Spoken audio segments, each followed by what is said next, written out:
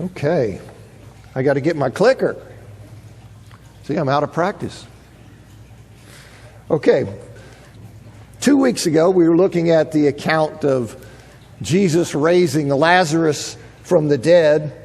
And Jesus, he was away from Bethany when he was informed that Lazarus was ill. And he waited for Lazarus to die. And then he headed with his disciples to Bethany to raise him from the dead.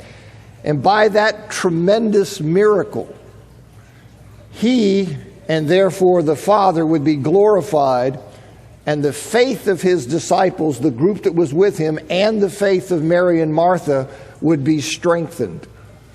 And in John chapter 11, verses 17 to 37, he comes to Bethany, which is less than 2 miles east of Jerusalem, a small village.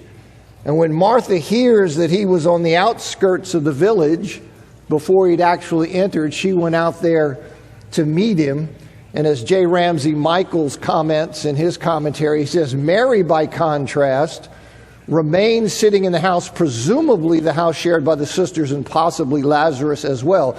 Mary seems to have remained at home not because she was less eager to welcome Jesus, but because she had not yet learned of his arrival. See verse 29, where she too, as soon as she heard, got up quickly and was coming to him. So I want to pick back up there. Now, Martha's statement to Jesus, where she says to him that if he'd been there, her brother would not have died, that's probably not a complaint or a rebuke, but an expression of regret or disappointment flowing from her grief and from her confidence in Jesus' love and his power to heal those in his presence. She doesn't know why the Lord wasn't there in Bethany, but she feels sure that if he had been there, that he would have prevented the illness from ending in death. He would have healed Lazarus. And she then lets him know that the fact he did not prevent that death, for whatever reason, that doesn't diminish her faith in the uniqueness of his relationship with God. Rather, she continues, whatever the reasons were, though he could have healed him and spared him death, whatever the reasons are that he didn't, she continues to accept that God will grant him whatever he asks. In other words, it hasn't diminished her conviction about the uniqueness and the specialness of his relationship with God. Rather, she continues to trust that God will give Jesus whatever she asks. And in making that confession of faith, where she's saying, look, I know that he will give you whatever you ask, she's not thinking that Jesus will request the immediate raising of Lazarus from the dead. Verse 39 suggests to me that's not what she's thinking, because as we'll see, when he goes to the tomb and he says, roll the stone away, and she's going, hey, you know the guy's going to be stinking. She's not thinking he's going to raise. That's not on her radar screen. When she says, but I know that God will give you whatever you ask, that's not on her thinking, is that he's going to request the Father immediately raise Lazarus from the dead. That wasn't on her radar screen, presumably because Jesus raised the dead only rarely. Right? Only rarely as a foreshadowing of what will take place when he returns. When he returns, there's going to be the general resurrection and everyone's coming out of the grave. But he only rarely did that, right? He didn't go around to cemeteries and graves and call people out. So part of the reason that's not on her radar screen is that he rarely did that. And with few exceptions, he allowed the dead to remain dead. Right? I mean, that was just his modus operandi.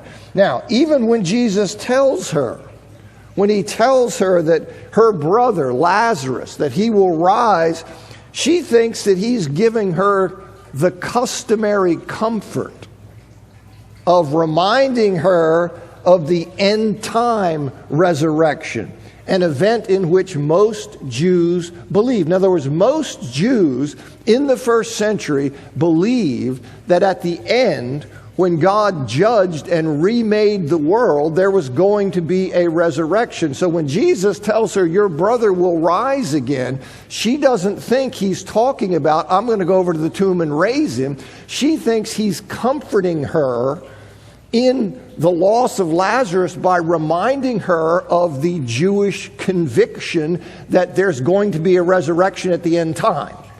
Okay, and so she then responds by expressing her commitment to that belief by saying, I know that he will rise again in the resurrection of the last day. Okay, the resurrection on the last day.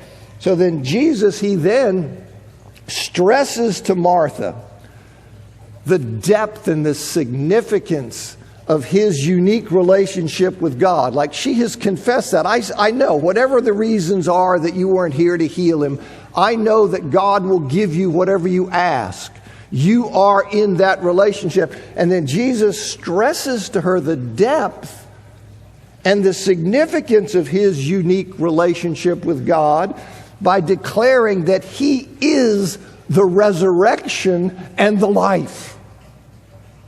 He is the resurrection and the life. The resurrection life that she and her fellow Jews anticipate.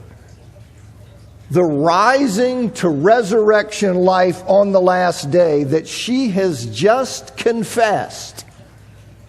That will take place because of Jesus' identity and mission. That very resurrection life she has spoken of, that will take place because of who Jesus is and what he's doing. He is the divine agent. He is the Word incarnate who through his atoning sacrifice makes possible the redemption of sinners and therefore makes possible the eternal fellowship of God and mankind. Whoever believes in him and thus appropriates the benefit of his death will experience eternal resurrection life, even though he dies physically. And everyone who believes in him, he says, will never die. In the words of chapter 8, verse 51, will never see death, in the sense they will never experience judgment death. The judgment of eternal condemnation that John will later in Revelation refer to as the second death. Okay, I went through that before, where clearly Jesus understands that his disciples die. But what does he mean then when he says those who believe in me will never see death? They want to go, well, he's talking about the judgment death. He says those who do die, they're going to be raised to resurrection life. But they will not experience the second death.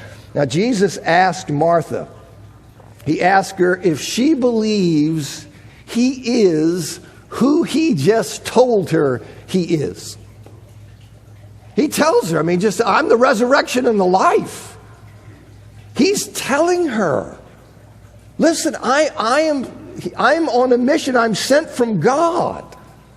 Do you believe that? Do you believe that? And she says, yes, Lord. And then she expresses his identity in conventional messianic terminology. He is the Christ.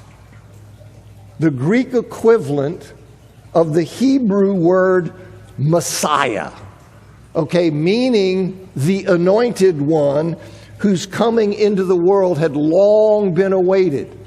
So this is the idea. Messiah, Christ, it is the anointed one, the one God anoints and chooses and selects as his agent. And so he is the capital A anointed, like kings would be anointed. They were chosen by God for a work. Well, the Messiah, the Christ, is the anointed one. He is the ultimate agent of God's work.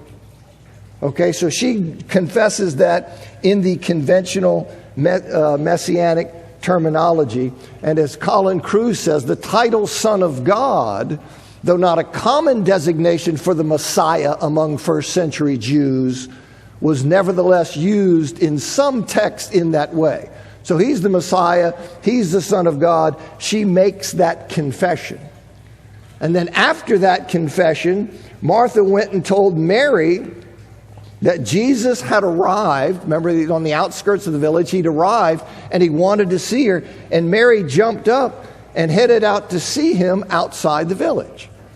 So she comes and tells him, hey, he's here and he wants to see you. She jumps up and heads out.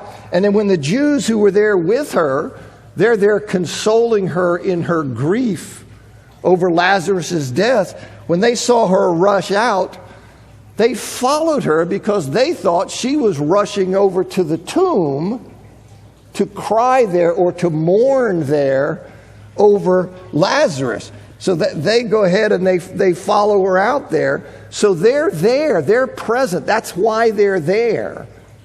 When Mary is meeting with Jesus and then falling at Jesus' feet, you see the reverence, you see the devotion, you see the love here. Falling at Jesus' feet, Mary expresses the same faith-based regret or disappointment that Martha had expressed, right? She knows who Jesus is. She knows his power. She knows his love. It is an expression of confidence in who he is. So it's this faith-based regret or disappointment that, if you'd have been here, I know you'd have healed him. You see, she expresses the same faith-based regret or disappointment that Martha had expressed. And when Jesus saw her and the others weeping, he was moved deeply at an emotional level. They've lost their brother, and they're crying about it. And when he sees them crying, he's moved deeply. Now, the fact he had allowed Lazarus to die, that he might raise him from the dead for the strengthening of the disciples' faith, that great miracle that would glorify him and the Father, the fact that he had done that did not insulate him from the emotional distress of seeing loved ones in the anguish of their grief. Okay, yes, he had done it. Yes, he could have raised him at a distance. Yes, he's doing this on purpose for a good reason. But that reason did not insulate him from the distress of seeing how Lazarus' death is killing these people. So when he sees them crying like that, you see, it just rips him apart. This great distress there, it broke his heart. And see, he bore that emotional distress for the spiritual blessing that the miracle he planned would provide. That was part of the price he paid in giving the miracle to bless people. Is he endured the emotional distress of seeing people he loved weeping over the death of Lazarus. And then Jesus asks the location of Lazarus' tomb. And they, probably Mary and Martha, they tell him to come and see. And John notes that Jesus wept, which the Jews assume, they see Jesus crying. They assume he's crying from sorrow over Lazarus' passing because he loved Lazarus so deeply. But given that he's about to raise Lazarus from the dead, and he knows that, all right, given he's about to raise Lazarus from the dead, his weeping is better understood as being related to the pain that death leaves in its wake.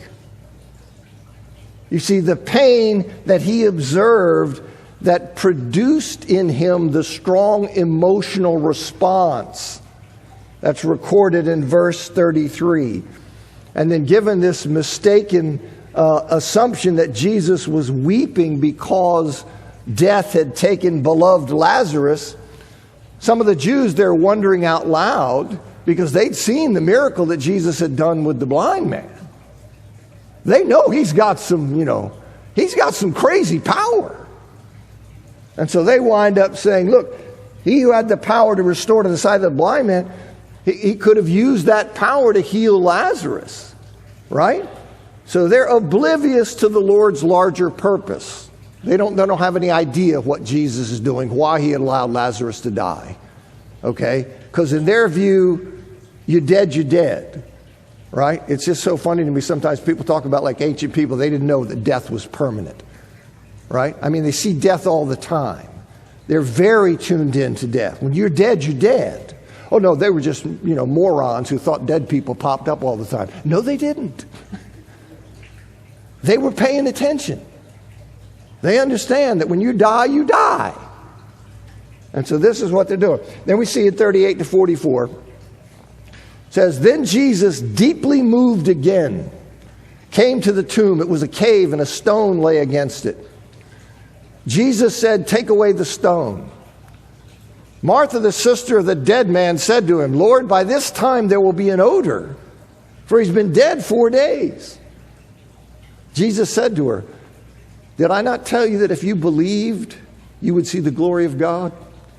So they took away the stone, and Jesus lifted up his eyes and said, Father, I thank you that you have heard me. I knew that you always hear me, but I said this on account of the people standing around, that they may believe that you sent me. When he'd said these things, he cried out with a loud voice, Lazarus, come out! The man who had died came out. The guy who's been in the tomb, the man who had died came out. His hands and feet bound with linen strips and his face wrapped with a cloth. Jesus said to them, unbind him and let him go. So Jesus, he's deeply moved at the tomb, which was a cave that had a stone laid against the opening. And he instructs them to take the stone away. And that's when Martha, who's not thinking he's going to restore Lazarus to life, she thinks you open up that tomb and it's going to be funky. He's been dead long enough that decomposition is well underway. It gives you an idea how familiar they were with death. Okay? He's going to stink. Right? So she's wondering what he has in mind. And Jesus reminds her of what he had told her previously, I think most likely in an unreported conversation, that he had told her previously that if she believed, she would see the glory of God, suggesting that something was about to occur that would render her concern about odor of no consequence, something that would require faith in Jesus to perceive its true significance, to appreciate fully how what he's going to do redounds to the glory of God. You see, anybody can see and observe what's going on, but there's going to be, you have to have some faith in him to really see and grasp and appreciate how it redounds to the glory of God. Leon Morris, in his commentary, says the crowd would see the miracle, but only believers would perceive its real significance, the glory. And then he quotes Guthrie, many saw Lazarus come from the grave, but never saw the glory of God in that act of him raising Lazarus from the dead. That required some faith in who he is. So you don't just go off on a tangent and see him as some miracle worker. It is indicative. It reflects what he has been saying he is. So when you see that and then you take that in that faith perspective, well, now you see the glory of God. Now you see the glory of God because it is a reflection of who Jesus is. And with that, they removed the stone, and Jesus lifted his eyes and prayed. He said, Father, I thank you that you have heard me. I knew that you always hear me, but I said this on account of the people standing around, that they may believe that you sent me. So Jesus thanks God out loud for having heard, meaning having granted. Okay, he heard the prayer in the sense he granted it. For having heard, having granted his request, his prior prayer for the raising of Lazarus, the making of which is not reported. He had previously prayed and been heard, meaning having had the prayer granted, that God would raise Lazarus from the dead on Jesus' behalf. And he says he knew the Father always hears him.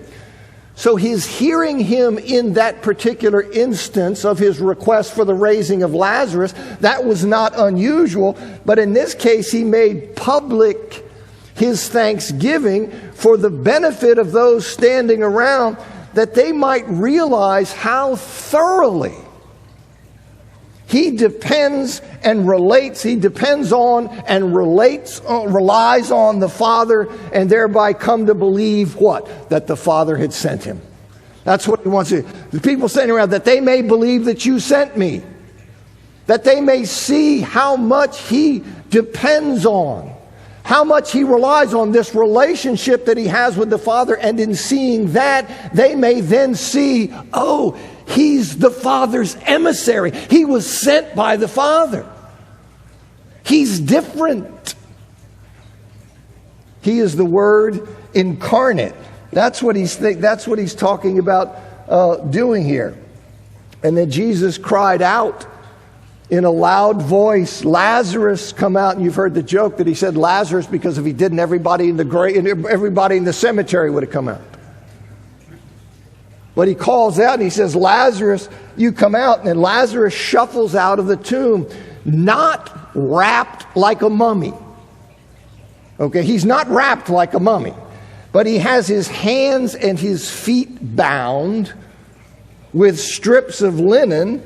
And there's also a small cloth, a sudarian, a small cloth that was probably, you can't be sure about this, but it was probably rolled up and tied around his face as a chin band to keep his mouth shut.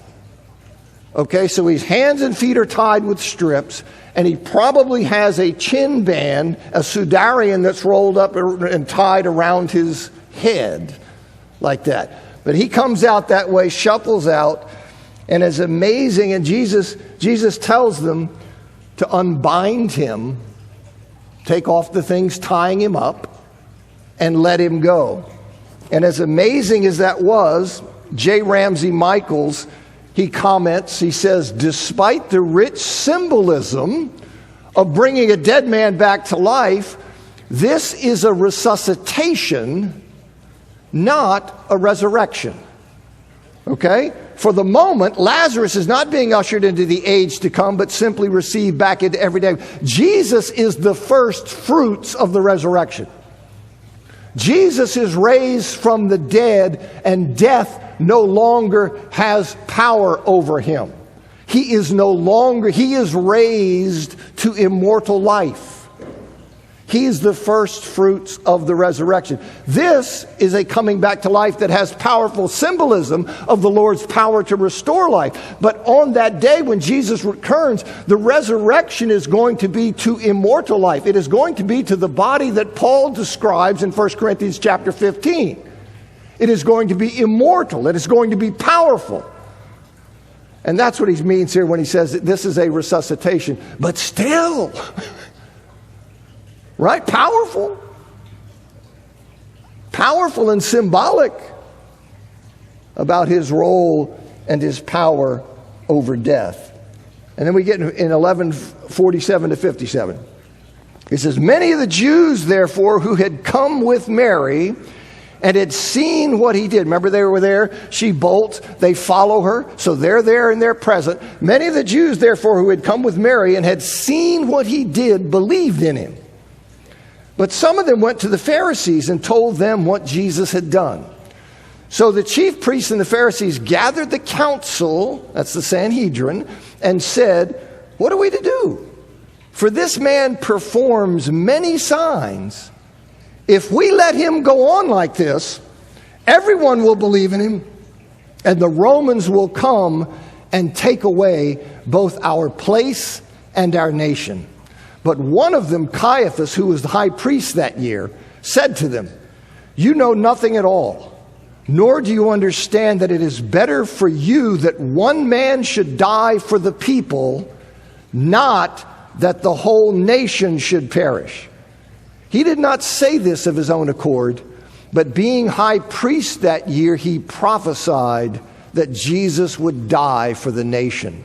And not for the nation only, but also to gather into one the children of God who are scattered abroad.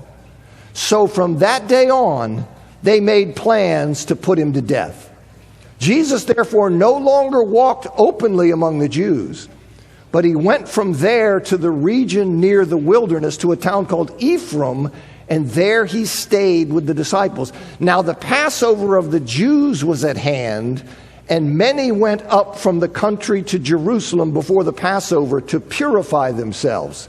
They were looking for Jesus and saying to one another as they stood in the temple, "What do you think? That he'll not come to the feast at all?" Now the chief priests and the Pharisees had given orders that if anyone knew where he was, he should let them know so that they might arrest him. So here we have this plot to kill Jesus. So many of the Jews who had come with Mary and had witnessed this great miracle, many of them believed in Jesus. As Colin Cruz in his commentary says, in earlier parts of the gospel, belief based upon miracles proved to be superficial. I've said a number of times, there's some danger with miracles and people being drawn because it's easy to get pulled off in the wrong direction with miracles. They can perform an apologetic purpose where they draw people to true belief. And that's what you see. He says, but the evangelist gives no hint of that being the case on this occasion. On the contrary, these Jews function as an example of those who see the signs and believe. Chapter 20, verse 31. Their belief is another reminder that the Jews in the fourth gospel are not always opponents of Jesus. But some of those, okay, so you have some people who witness this tremendous miracle, and they come to faith in Jesus Christ. But some of these Jews, some of those, they report to the Pharisees. See, knowing, why do they go to the Pharisees? Because they know that the Pharisees are opposed to Jesus, and they would be keen for information about Jesus' ministry and his popularity. So they know that these guys over here are hostile to Jesus, so they go running over there and they report what's going on with Jesus' ministry. And this news prompts a meeting of the Sanhedrin, the ruling council, where they considered what they should do about the Jesus problem. Okay, he's a problem. And they're trying to figure out, what can we do about this? They feared his miracle working. You know, he'd healed this guy who'd been blind. All these people are talking about, now he's raising dead people. Right? And so they fear that his miracle working power would lead so many to believe in him as the Messiah that the Romans would feel threatened. And because they were threatened, they would then crack down, taking away both the Jews' place, probably referring to the temple, and their nation. You see, they fear that this movement, this Jesus movement, which they reject, right? They reject that movement as the work of a false Messiah. And so they fear that this movement will lead to destruction and exile at the hands of the Romans. So this is their suppressing perspective, right? Because they don't have the faith of Abraham, because they will not listen to Jesus, they will not accept God's truth when it's delivered to them, but rather suppress it for a host of reasons. Therefore, they're convinced that, listen, this is a false Messiah, and he's going to lead to the destruction of our nation. And the high priest, Caiaphas, he proposes a radical solution. What are we going to do about the Jesus problem? He's got the solution. We're going to kill him. That's what we're going to do about it. We're going to murder him. That'll solve it. As Cruz says, his argument was that it was better for one man, Jesus, to be put to death and that the whole nation of the Jews should perish because of a Roman crackdown. Caiaphas' solution was rational and ruthless. And indeed it was. You see, his solution was accepted. They went with it, as you see in verse 53. So from that day on, they made plans to put him to death. This is Caiaphas' suggestion. I got an answer to the Jesus problem. We're going to kill him. And they wind up saying, yes, that's what they do. So then John comments, by inspiration, that Caiaphas did not speak in that instance on his own accord. He did not speak in that instance on his own accord, but rather he uttered words, he uttered his words as a prophecy. As a prophecy, whether Caiaphas appreciated it or not. All right, here's Caiaphas just saying, hey, it's better that this man die for the nation than the whole nation get destroyed in a crackdown by Rome. But John tells us by inspiration, he's saying those words in a prophecy.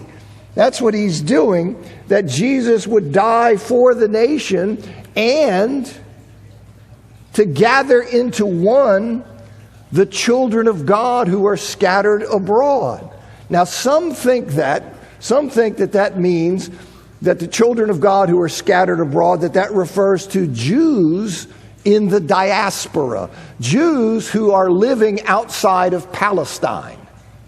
But I don't think that's right. I think it's more likely that it is a reference to Gentiles.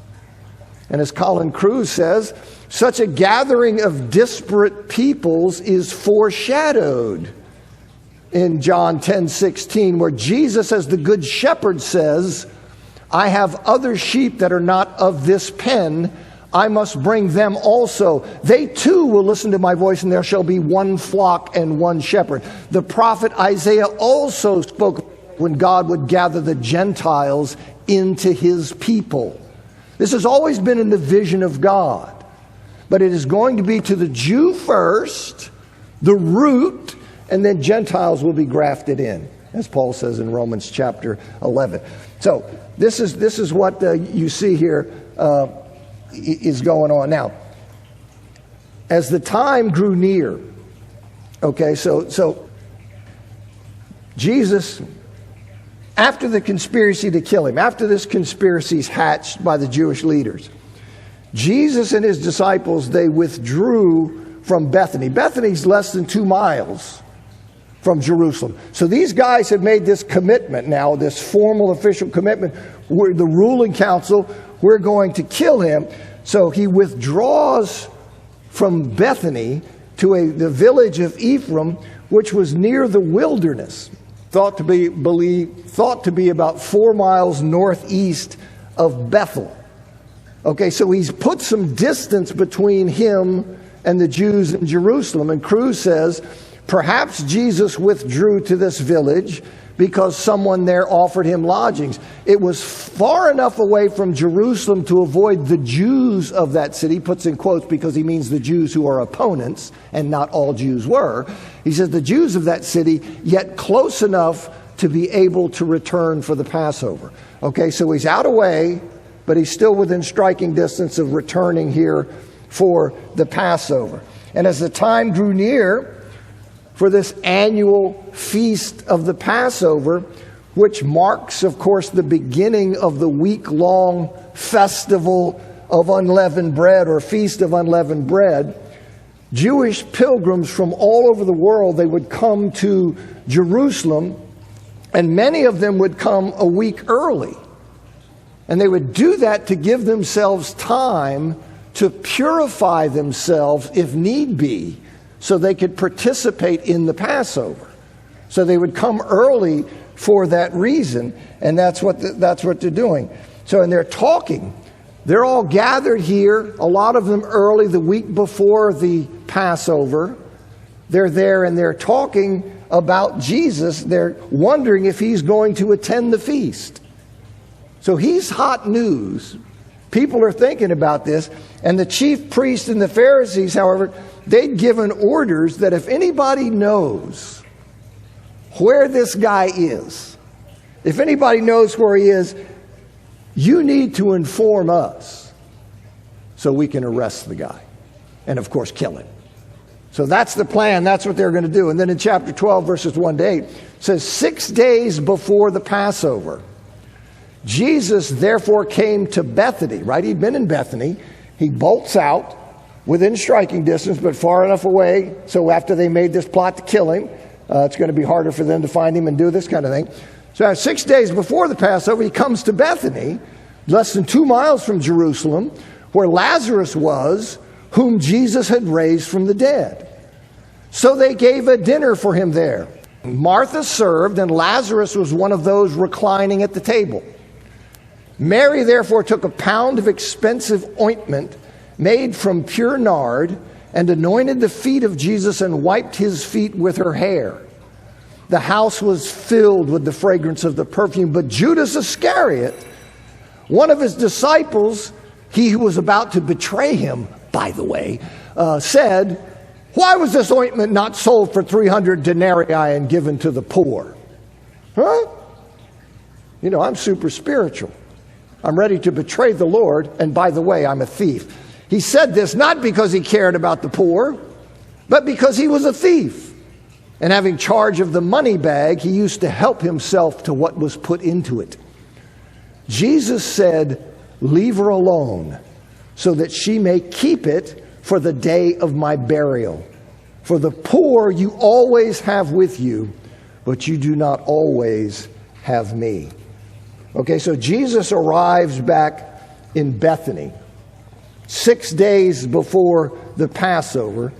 And the Passover was on the 15th day of the Jewish month of Nisan. Okay, which month corresponds to April/May in our calendar. Okay, so Nisan, the Jewish month of Nisan, is like April, May in our calendar. And that year, the 15th day of Nisan, Passover, was on a Friday. So Passover, the feast of Passover, that holiday occurred on a Friday, the day before the Sabbath. And so the Jews, you know, they reckoned a new day to begin at nightfall, which oftentimes gets confusing in trying to explain days. Because if I say he goes there on Thursday or something, you're going, when? Because they start at nightfall. All right, so it just creates some confusion. But he's there. The Passover is on a Friday, the day before the Sabbath. All right, so Passover then would be from nightfall on Thursday to nightfall on Friday. All right, so that's 6 days. That's how he is there 6 days before. Because Passover's Friday, he's there on Saturday. All right, and the dinner party in verses 2 through 8, this is quite likely, okay? Say very likely. This is the event that is referred to in Mark 14, 3 through 9, and in Matthew 26, 6 through 13. This is the event at the home of Simon the leper of Bethany. Okay, and of course you would understand that he's Simon the former leper. Okay, so but he's still known as Simon the leper of Bethany, this fairly small village. And so here is this meal you see in Mark 14 and Matthew 26. And I think this is the same event as reported there, though there's some variation in the details of the accounts. Now, this is different from the anointing of Jesus by the sinful woman in Luke chapter 7. So I think we have 3 records of this: John 12, Mark 14, Matthew 26, all the same event in Bethany at the home of Simon the leper. Then we have in Luke 7, we have that other anointing, the one by the sinful woman. I think that's a different event. Okay? So this dinner party is that, and if that's right, You say, well, if it's at the home of Simon the leper, what's Martha doing serving? Okay, and Martha had probably been called on or had been enlisted to help with the festivities. And John chapter 12, verse 1, it says only that Jesus arrived in Bethany 6 days before the Passover. It does not specify when this meal, in verses 2 to 8, when that occurred. Okay, so there is no necessary conflict between this meal in John 12 being the same meal that you see in Mark 14 and Matthew 26 at the home of Simon the leper of Bethany, because there he says it's 2 days before Passover. Okay, what I want you to see is that it simply says here that Jesus arrived 6 days before Bethany. That's not describing when this meal was. So that doesn't mean that they must be different events. Okay, I'm convinced of the same event, and I just wanted to point that out to you because when you read the other, you say it says here 2 days, and over it says 6 days. So I'm trying to explain how to understand that. Okay, he's not telling you in John how long before the Passover we ate this meal. Nor does that doesn't rule out that John 12 is the same event or episode as Mark 14 or Matthew 26. Nor does the fact that the unnamed woman in Mark 14:3 and Matthew 26:7, the fact that that woman in those chapters anointed Jesus' head, whereas Mary in John chapter 12 verse 3 anoints his feet and wipes it, that doesn't rule out that it's the same event, because she may have poured perfume on both, right? She could have poured perfume on both, and when the account comes down and is recorded, somebody had focused on one part and somebody had focused on another, okay? So none of those things do I think knock out the possibility, I say the strong likelihood, that we're dealing here with the same event. But don't think I didn't hear that bell. I heard it. Thanks for coming.